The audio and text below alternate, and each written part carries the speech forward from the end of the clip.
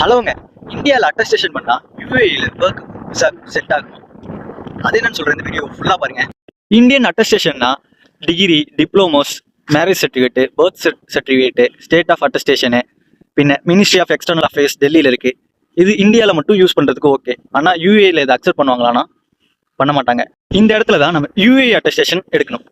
யூஏஇல வந்து நாங்கள் தான் அட்டஸ்டேஷன் இந்தியாவில் கொடுத்து தான் வாங்கியிருக்கோம் அப்படின்னு கேட்டோம்னு வச்சுக்கோ, அவங்க சொல்லுவாங்க நீங்கள் இந்தியாவில் அட்டஸ்டேஷன் பண்ணீங்க, இது எப்படி நாங்கள் உண்மை நம்புறது அப்படின்னு சொல்றதுக்காக இந்தியாவோட எம்எஸ்சி வந்து யூஏஇல இருக்கும், அங்கே ஒரு அட்டஸ்டேஷன், அப்புறம் யூஏயோட மூஃபாங்கிற அட்டஸ்டேஷனும் எடுத்தா யூஏஇல டிகிரிக்கு யூஸ் பண்ணிக்கலாம்.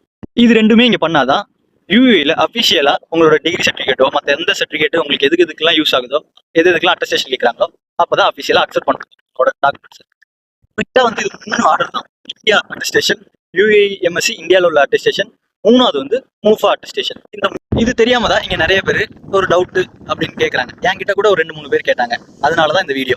இது இல்லைன்னா எது டிலே ஆகணும், ஃபைல் வந்து ரிஜெக்ட் பண்ணுவாங்க, விசா வந்து டிலே ஆகும், உங்களோட கம்பெனி வந்து உங்களோட டிகிரியை ரிஜெக்ட் பண்ணுவாங்க. யூஏஇல இது எங்கெங்கதுக்கெல்லாம் யூஸ் ஆகும்னா ஜாபு, ஒர்க்குக்கு, ஃபேமிலி விசாக்கு, சேலரி இன்க்ரிமெண்ட்டுக்கு, ப்ரொமோஷனுக்கு, கிட்ஸ் ஸ்கூல் அட்மிஷனுக்கு, இது எல்லா இடத்துக்குமே யூஸ் ஆகும். கம்பெனி வந்து அட்டஸ்டேஷன் பண்ணியாச்சான்னு கேட்டா இந்தியாவில் பண்ண அட்டஸ்டேஷன் மட்டும் போதாது, யூஏஇலையும் அட்டஸ்டேஷன் பண்ணணும். அதை நீங்க குயிக்கா பண்ணிக்கோங்க. ஒர்க் தேடுறப்பயே நீங்க அதுக்கான ப்ராசஸையும் ரெடி பண்ணி ஒரு ஏஜென்சியில கொடுத்து முடிச்சிருங்க. இந்த வீடியோ இதோட என் பண்ணிக்கிறேன். தேங்க்யூ.